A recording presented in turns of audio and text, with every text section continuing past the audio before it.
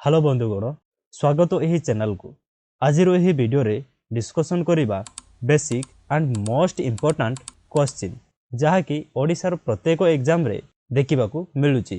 तो चलंतु आरंभ करिबा। प्रथम प्रश्न the term gigabyte refers to. Video को पॉज करी ऑप्शन गुडा को पढ़ी नियंतु और उत्तर दियंतु। आपण मानकर समय बंचाइबाकू मु आहार उत्तर शीघ्र देई देबी। ठीक उत्तर ऑप्शन सी 1024 मेगाबाइट माने गोटिए जीबी 1024 एमबी। एटी देखि नियंतु आपण मानक पई पूरा कंप्लीट लेखि अछि। आपण माने जदि जानि नाहंती एहा को स्क्रीनशॉट नेकी पढ़ी नियंतु। चलंतु परवर्ती प्रश्न देखिबा।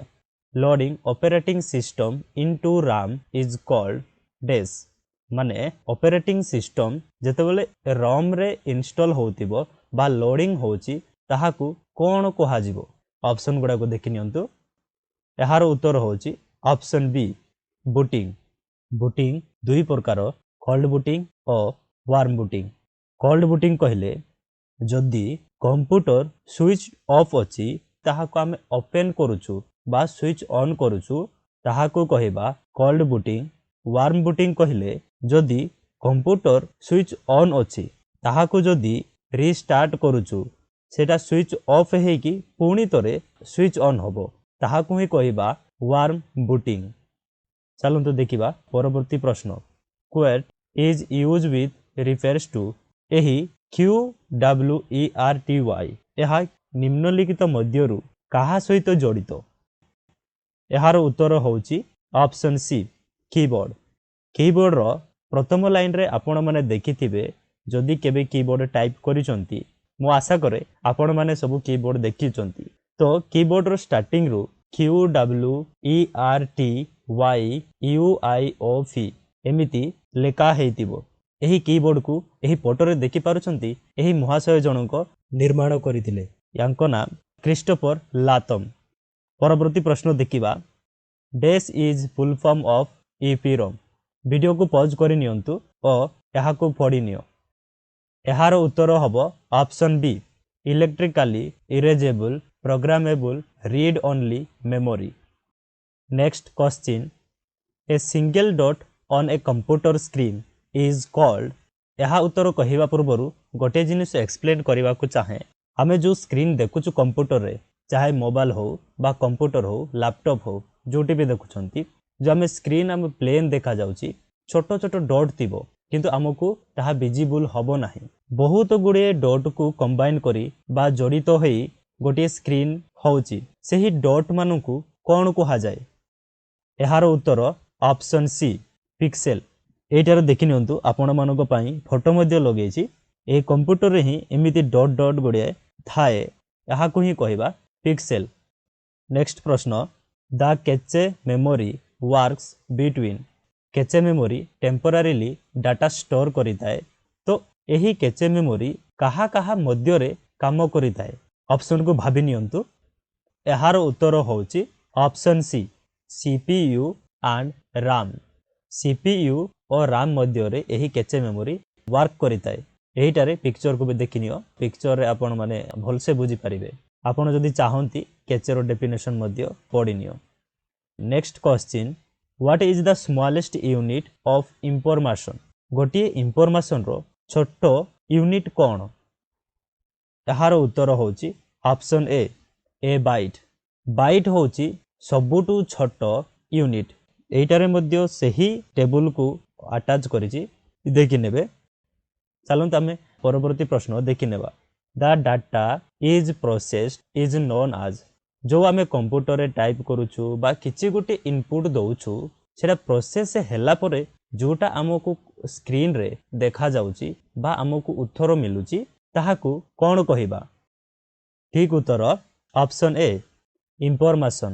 जो प्रोसेस्ड डाटा को इंफॉर्मेशन कहिबा। परवर्ती प्रश्न। How many bytes does kilobytes represent. केतोटी बाइट हेले गोटिए केबी होउची। एहारो ठीक उत्तर ऑप्शन बी 1024 बाइट। परवर्ती प्रश्न देखिबा। The speed of a computer is measured in. Computer केते स्पीड रे चलुची ताहाको किपरि मेजर करिबा बा मापिबा। उत्तर बाछिनियो एहारो ठीक उत्तर होउची option C gigahertz. Computer speed को गीगाहर्ट्ज रे मपा जाए। परवर्ती प्रश्न what is the tool in MS Word that copy only the format of selected text so that you can apply on another text। MS word रे जो आमे copy करूछु निम्नलिखित मध्यरु कोउटा को सिलेक्ट कले ओनली सही टेक्स्ट रो केवल फॉर्मेट सिलेक्शन हबो। एहारो ठीक उत्तर option C format painter. Format painter सहाय्य रे आमे गोटिए टेक्स्ट रो फॉर्मेट को कॉपी करिबा। परवर्ती प्रश्न Which of the following can be used to navigate documents? एहार उत्तर all of the above। Document को एही सहाय्य रे नेविगेट करा हुए। परवर्ती प्रश्न What is an Excel feature that displays only the data in columns according to specified criteria? एहार ठीक उत्तर होची फिल्टरिंग। माने बहुत गुडे डाटा 1000 2000 हेले कोन करिबा हमर पसंद रे जहा देखिबा को चाहूछु ताहा को देखिबा को हेले हमक फिल्टरिंग यूज करिबा को पड़िबो हेले जाई तुम माने चाहूचो सेटा देखि परिबो। नेक्स्ट प्रश्न what is the shortcut key to insert a new slide in a PowerPoint? ए निम्नलिखित मध्यरु केउ शॉर्टकट की यूज कले गोटिए न्यू स्लाइड इंसर्ट करि होबो पावर पॉइंट रे? एहारो ठीक उत्तर ऑप्शन बी Ctrl+M। परवर्ती प्रश्न what is the keyboard shortcut to start the slide show of a PowerPoint presentation? Option को बाछिनियो। एहार उत्तर होची ऑप्शन ए F5। F5 को यूज करी प्रेजेंटेशन को स्टार्ट करी होबो किंतु F5 यूज कले प्रेजेंटेशन स्टार्ट रु आरंभ होइताए जदि शिफ्ट प्लस F5 मारिबो वर्तमान जो स्लाइड रचो सेटारु ही स्टार्ट होबो। परवर्ती प्रश्न what is an operating system? Video को पॉज करंतु और ऑप्शन गुडा को बाछिनियो। ठीक उत्तर ऑप्शन डी एही सबु ही होबो। Interface between the hardware and application program. Application और हार्डवेयर मध्य रे ऑपरेटिंग सिस्टम काम करिताए। एटा मध्य ठीक collection of programs that manage hardware resource। Operating system ही हार्डवेयर को मैनेज करिता है। एटा मध्य ठीक system service provide to the application program. Operating system ही एप्लीकेशन को रन करिबा को स्पेस जोगाई देता है। तीनटा सबु ठीक तेणु ऑप्शन डी उत्तर ठीक होबो। परवर्ती प्रश्न what is an computer network? एही वीडियो को पॉज करंतु और यहाँ को पढ़ी नियंतु। एहारो ठीक उत्तर option B a collection of interconnected computer and the device that can communicate and share resource. Computer मध्य रे इंटरकनेक्शन को ही कौन कहबा नेटवर्क कहबा। नेक्स्ट प्रश्न व्हाट इज इंटरनेट? ऑप्शन को पढ़ी नियंतु। एहारो उत्तर option C interconnection of wide area network. परवर्ती प्रश्न which of the following is an example of Bluetooth? आपण माने यूज करछंती जो ब्लूटूथ मोबाइल रे हो बा स्मार्ट वॉच रे भी यूज करछंती आजकल तो एही ब्लूटूथ को ए निम्नलिखित मध्यरु कोन कहिबे? ऑप्शन को पढ़ी नियो। एहारो ठीक उत्तर होची पर्सनल एरिया नेटवर्क।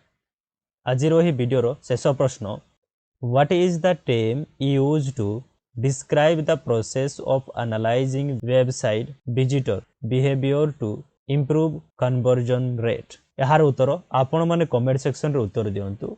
जहांकर उत्तर ठीक होबो सही कमेंट रे मु हार्ट करिवि तो आपण माने जानि परिबे कोउटा ठीक। जदि आपण मानकु एही वीडियो लाभदायक होई अछि ताहाले वीडियो को गोटे लाइक करि नियंतु और एमिति ही वीडियो देखिबा को हेले चैनल को मध्ये सब्सक्राइब करि नियंतु।